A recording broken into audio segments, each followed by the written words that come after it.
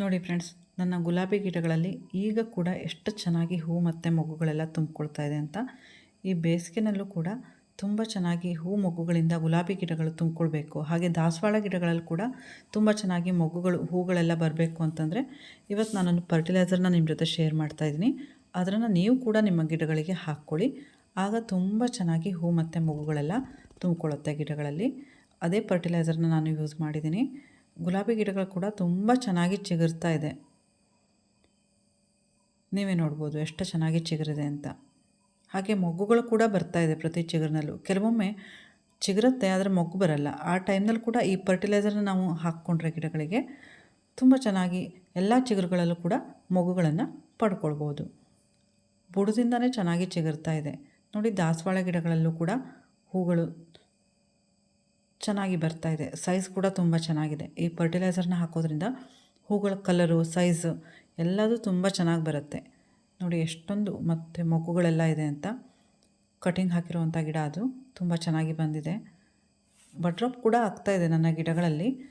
ದಾಸವಾಳ ಗಿಡಗಳಲ್ಲಿ ಈ ಟೈಮ್ನಲ್ಲಿ ಬಡ್ರಾಪ್ ಆಗೋದು ಸ್ವಾಭಾವಿಕ. ಚಳಿಗಾಲದಿಂದ ಬೇಸಿಗೆಗೆ ಕ್ಲೈಮೇಟ್ ಚೇಂಜ್ ಆಗುತ್ತಲ್ಲ, ಅದಕ್ಕಾಗಿ ಟೆಂಪ್ರೇಚರ್ ಜಾಸ್ತಿ ಆಗುತ್ತೆ ವಾತಾವರಣದಲ್ಲಿ. ಇದರಿಂದಾಗಿ ಬಡ್ರಾಪ್ ಆಗುತ್ತೆ. ಇದೇ ಕಾರಣದಿಂದ ಬಡ್ರಾಪ್ ಆಗ್ತಾಯಿದೆ ಅಂತಾದರೆ ಯಾವುದೇ ಸಮಸ್ಯೆ ಇಲ್ಲ. ಇನ್ನು ಸ್ವಲ್ಪ ದಿವಸಕ್ಕೆಲ್ಲ ಬಡ್ರಾಪ್ ಆಗೋದು ನಿಂತೋಗ್ಬಿಡುತ್ತೆ. ಸ್ವಲ್ಪ ಸಗಣಿ ನೀರನ್ನ ಬೇಕಾದರೆ ಹಾಕ್ಕೊಳ್ಬೋದು. ಸಗಣಿನ ಡೈಲ್ಯೂಟ್ ಮಾಡಿಬಿಟ್ಟು ಹಾಕ್ಕೊಳ್ಬೋದು. ಆಗ ಕೂಡ ಬಡ್ರಾಪ್ ಸಮಸ್ಯೆ ಕಡಿಮೆ ಆಗುತ್ತೆ. ಹಾಗೆ ಕೀಟಗಳಿಂದ ಏನಾದರೂ ಆಗ್ತಾಯಿದೆ ಅಂತಂದರೆ ಪೆಸ್ಟಿಸೈಡ್ನ ಸ್ಪ್ರೇ ಮಾಡಬೇಕಾಗತ್ತೆ. ಹಾಗೆ ಫರ್ಟಿಲೈಸರ್ನ ಜಾಸ್ತಿ ಯೂಸ್ ಮಾಡೋದ್ರಿಂದ ಕೂಡ ಬಡ್ರಾಪ್ ಆಗೋ ಸಮಸ್ಯೆ ಇರುತ್ತೆ. ನೋಡಿ, ಇವತ್ತನೇ ಫರ್ಟಿಲೈಸರ್ಗೆ ನಾನು ಸಾಸಿವೆ ಕಾಳನ್ನ ಬಳಸ್ಕೊಳ್ತಾ ಇದ್ದೀನಿ.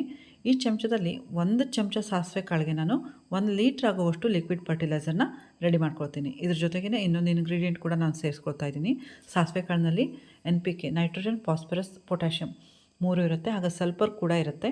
ಸಲ್ಫರಿಂದಾಗಿ ಗಿಡಗಳಲ್ಲಿ ದ್ಯುತಿ ಸಂಶ್ಲೇಷಣಾ ಕ್ರಿಯೆ ಜಾಸ್ತಿ ಆಗುತ್ತೆ. ಗಿಡಗಳ ಗ್ರೋತ್ ಕೂಡ ತುಂಬ ಚೆನ್ನಾಗಾಗುತ್ತೆ. ನೈಟ್ರೋಜನ್ ಕೂಡ ಹೇರಳವಾಗಿ ಗಿಡಗಳಿಗೆ ಸಿಗುತ್ತೆ. ಪೊಟ್ಯಾಷಿಯಮ್ ಮತ್ತು ಫಾಸ್ಫರಸ್ಸಿಂದ ಗಿಡಗಳಲ್ಲಿ ತುಂಬ ಚೆನ್ನಾಗಿ ಮೊಗ್ಗುಗಳೆಲ್ಲ ಬರುತ್ತೆ. ಹಾಗೆ ಹೂಗಳ ಸೈಜ್ ಕೂಡ ತುಂಬ ಚೆನ್ನಾಗಿ ಇರುತ್ತೆ. ಈ ಸಾಸಿವೆ ಕಾಳನ್ನು ನಾವು ಬಳಸೋದ್ರಿಂದ ಮಣ್ಣಲ್ಲಿರುವಂಥ ಫಲವತ್ತತೆನ ಗಿಡ ಹೀರ್ಕೊಳ್ಳೋದಕ್ಕೆ ಸಹಾಯ ಆಗುತ್ತೆ. ಹಾಗೆ ರೂಟ್ ಕೂಡ ತುಂಬ ಚೆನ್ನಾಗಿ ಡೆವಲಪ್ ಆಗುತ್ತೆ. ನೋಡಿ, ಈ ರೀತಿಯಾಗಿ ನಾನು ಪೌಡ್ರನ್ನ ಮಾಡ್ಕೊಂಡಿದ್ದೀನಿ. ಸಾಸಿವೆ ಕಾಳನ್ನು ಈ ಟೈಮ್ನಲ್ಲಿ ಬಳಸ್ಕೋಬೋದು. ಏಪ್ರಿಲ್ ಎಂಡ್ ಮೇ ಈ ಟೈಮ್ನಲ್ಲೆಲ್ಲ ನಾವು ಬಳಸ್ಕೊಳ್ಳೋ ಹಾಗಿಲ್ಲ. ಮಾರ್ಚ್ 1 ಮಂತ್ ಬೇಕಾದರೆ ಬಳಸ್ಕೋಬೋದು ಫರ್ಟಿಲೈಸರ್ಗೆ. ಯಾಕಂತಂದರೆ ತುಂಬ ಜಾಸ್ತಿ ಹೀಟ್ ಆಗಿಬಿಡುತ್ತೆ ಗಿಡಗಳಿಗೆ. ನೋಡಿ, ಹಾಗೆ ಆಲೂಗಡ್ಡೆ ಸಿಪ್ಪೆನ ತೊಗೊಂಡಿದ್ದೀನಿ ನಾನು. ಸ್ವಲ್ಪ ಆಲೂಗಡ್ಡೆ ಪೀಸನ್ನು ಕೂಡ ತೊಗೊಂಡಿದ್ದೀನಿ. ಒಂದು 4 ಪೀಸು ಇರ್ಬೋದು ಅಷ್ಟೇ, ತುಂಬ ಜಾಸ್ತಿನೂ ತೊಗೊಂಡಿಲ್ಲ. ತುಂಬ ಆಲೂಗಡ್ಡೆನ ಕಟ್ ಮಾಡಿದೆ. ಅದರ ಸಿಪ್ಪೆನ ಉಳಿಸಿಟ್ಕೊಂಡು ಮಿಕ್ಸಿ ಜಾರ್ಗೆ ಹಾಕಿ ನುಣ್ಣಗೆ ರುಬ್ಕೋತೀನಿ. ಈ ಸಿಪ್ಪೆನಲ್ಲಿ ಕೂಡ ಪೊಟ್ಯಾಷಿಯಮ್ ಇರುತ್ತೆ, ಫಾಸ್ಫರಸ್ ಇರುತ್ತೆ, ಹಾಗೆ ಸ್ವಲ್ಪ ಪ್ರಮಾಣದ ನೈಟ್ರೋಜನ್ ಕೂಡ ಇರುತ್ತೆ. ಇದರಿಂದಾಗಿ ಗಿಡಗಳಲ್ಲಿ ಹೂಗಳ ಸೈಜ್ ಕೂಡ ಚೆನ್ನಾಗಿರುತ್ತೆ. ಹಾಗೆ ಕಲರ್ ಕೂಡ ತುಂಬ ಚೆನ್ನಾಗಿ ಬರುತ್ತೆ. ತುಂಬ ಜಾಸ್ತಿ ಪೊಟ್ಯಾಷ್ ಇರೋದ್ರಿಂದ ಗಿಡಗಳಲ್ಲಿ ಜಾಸ್ತಿ ಪ್ರಮಾಣದ ಹೂ ಮತ್ತು ಮೊಗ್ಗುಗಳೆಲ್ಲ ಬರೋದಕ್ಕೆ ಸಹಾಯ ಆಗುತ್ತೆ. ದಾಸವಾಳ ಗಿಡಗಳಿಗಂತೂ ತುಂಬಾ ಒಳ್ಳೆಯದು. ಈ ಟೈಮ್ನಲ್ಲಿ ನಾವು ಈ ರೀತಿ ಲಿಕ್ವಿಡ್ ಫರ್ಟಿಲೈಸರ್ನ ಕೊಡೋದ್ರಿಂದ ಗಿಡಗಳಲ್ಲಿ ಜಾಸ್ತಿ ಹೂ ಮತ್ತು ಮೊಗ್ಗುಗಳನ್ನು ಪಡ್ಕೊಳ್ಬೋದು. ನೋಡಿ, ಈ ರೀತಿ ನುಣ್ಣಗೆ ರುಬ್ಕೊಂಡಿದ್ದೀನಿ.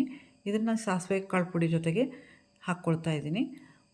ಮಸ್ಟರ್ಡ್ ಕೇಕ್ ಪೌಡ್ರ್ ಬೇಕಾದರೂ ಯೂಸ್ ಮಾಡ್ಕೊಳ್ಬೋದು ನಾವು. ಮನೆಯಲ್ಲೇ ಇರುವಂಥ ಇಂಗ್ರೀಡಿಯೆಂಟಿಂದ ಈ ರೀತಿ ಲಿಕ್ವಿಡ್ ಫರ್ಟಿಲೈಸರ್ನ ರೆಡಿ ಮಾಡ್ಕೊಂಡು ನಾವು ಆಗಾಗ ಗಿಡಗಳಿಗೆ ಕೊಡೋದ್ರಿಂದ ತುಂಬ ಚೆನ್ನಾಗಿ ಮಣ್ಣಿನ ಫಲವತ್ತತೆನ ನಾವು ಕಾಯ್ದುಕೊಳ್ಬೋದು. ನೋಡಿ, ಈ ರೀತಿ ನುಣ್ಣಗೆ ರುಬ್ಕೊಂಡಿದ್ದೀನಿ.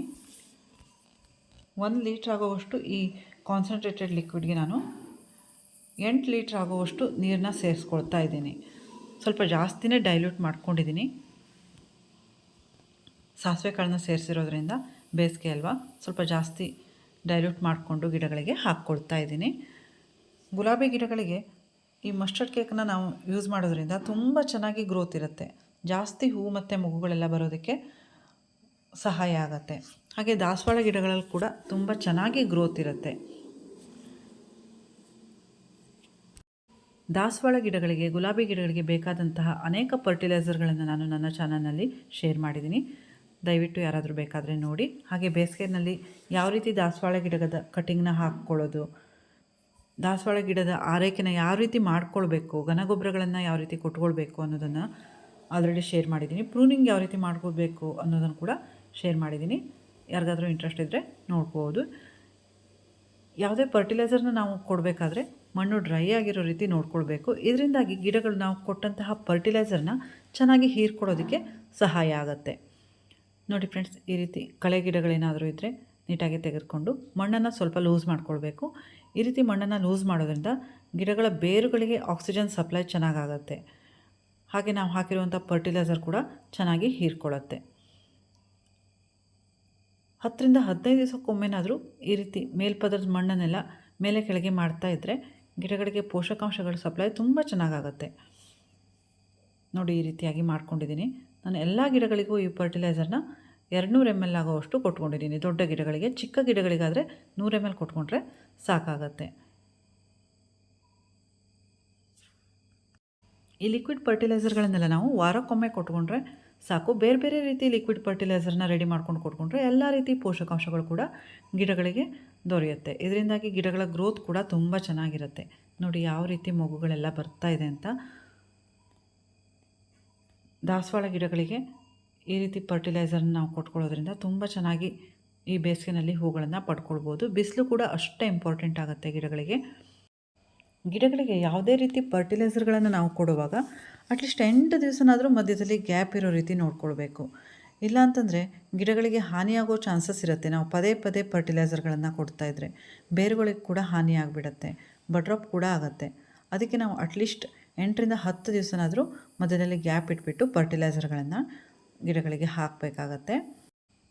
ಈ ಫರ್ಟಿಲೈಸರ್ನ ನಾನು ನನ್ನೆಲ್ಲ ಗುಲಾಬಿ ದಾಸವಾಳ ಗಿಡಗಳಿಗೆ ಹಾಕ್ಕೊಂಡಿದ್ದೀನಿ. ಗುಲಾಬಿ ಗಿಡಗಳಂತೂ ತುಂಬ ಚೆನ್ನಾಗಿ ಚಿಗುರಿ ಹೂಗಳು ಬರ್ತಾ ಇದೆ. ದಾಸವಾಳ ಗಿಡಗಳಲ್ಲೂ ಅಷ್ಟೇ ಚೆನ್ನಾಗಿ ಮೊಗ್ಗು ಬರ್ತಾ ಇದೆ. ಈ ರೀತಿ ಫರ್ಟಿಲೈಸರ್ಗಳನ್ನು ನಾವು ಕೊಟ್ಕೊಂಡಾಗ ಲಿಕ್ವಿಡ್ ಫರ್ಟಿಲೈಸರ್ಗಳನ್ನು ನೀರನ್ನು ಕೂಡ ಹಾಕ್ಕೊಳ್ಬೇಕು ಗಿಡಗಳಿಗೆ. ಹಾಗೆಯೇ ನೀರನ್ನು ಹಾಕುವಾಗ ಸ್ವಲ್ಪ ಕಡಿಮೆ ಪ್ರಮಾಣದ ನೀರನ್ನು ಹಾಕ್ಕೋಬೇಕಾಗತ್ತೆ. ಇಲ್ಲಾಂದರೆ ಡ್ರೈನೇಜ್ ಹೋಲ್ ಮೂಲಕ ನಾವು ಕೊಟ್ಟಿರುವಂಥ ಲಿಕ್ವಿಡ್ ಫರ್ಟಿಲೈಸರ್ ಕೂಡ ವೇಸ್ಟ್ ಆಗಿಬಿಡುತ್ತೆ. ಅದಕ್ಕೆ ಸ್ವಲ್ಪ ನೀರನ್ನು ಹಾಕ್ಕೊಂಡ್ರೆ ಸಾಕು. ಈ ರೀತಿಯಾಗಿ ನಾವು ಮನೆಯಲ್ಲೇ ಲಿಕ್ವಿಡ್ ಫರ್ಟಿಲೈಸರ್ಗಳನ್ನು ರೆಡಿ ಮಾಡಿಕೊಂಡು ಗಿಡಗಳಿಗೆ ಆಗಾಗ ಕೊಟ್ಕೊಳ್ತಾ ಇರಬೇಕು. ಗಿಡಗಳು ಹೆಲ್ದಿಯಾಗಿ ಗ್ರೋತ್ ಆಗ್ತಾ ಇರುತ್ತೆ. ಬೇಸಿಗೆನಲ್ಲಂತೂ ಲಿಕ್ವಿಡ್ ಫರ್ಟಿಲೈಸರ್ನ ಯೂಸ್ ಮಾಡೋದು ತುಂಬಾ ಒಳ್ಳೆಯದು. ನೀವು ಕೂಡ ನಿಮ್ಮ ಗಿಡಗಳಿಗೆ ಈ ಫರ್ಟಿಲೈಸರ್ನ ಟ್ರೈ ಮಾಡಿ. ಖಂಡಿತ ರಿಸಲ್ಟ್ ಅಂತೂ ಸಿಕ್ಕೇ ಸಿಗುತ್ತೆ. ರಿಸಲ್ಟ್ ಬಂದ ಮೇಲೇ ನಾನು ಈ ಫರ್ಟಿಲೈಸರ್ನ ನಿಮ್ಮ ಜೊತೆ ಶೇರ್ ಮಾಡ್ತಾಯಿದ್ದೀನಿ. ತುಂಬ ಒಳ್ಳೆ ಫರ್ಟಿಲೈಸರ್ ಇದು. ಈ ವಿಡಿಯೋ ನಿಮಗೆಲ್ಲ ಇಷ್ಟ ಆಯಿತು ಅಂತ ಅನ್ಕೋತೀನಿ. ಇಷ್ಟ ಆದರೆ ದಯವಿಟ್ಟು ಒಂದು ಲೈಕ್ ಮಾಡಿ, ಇನ್ಫಾರ್ಮೇಟಿವ್ ಅನಿಸಿದ್ರೆ ಶೇರ್ ಮಾಡಿ, ಚಾನಲ್ನ ಸಬ್ಸ್ಕ್ರೈಬ್ ಮಾಡಿಕೊಂಡು ನನಗೆ ಸಪೋರ್ಟ್ ಮಾಡಿ. Thank you for watching. Happy gardening.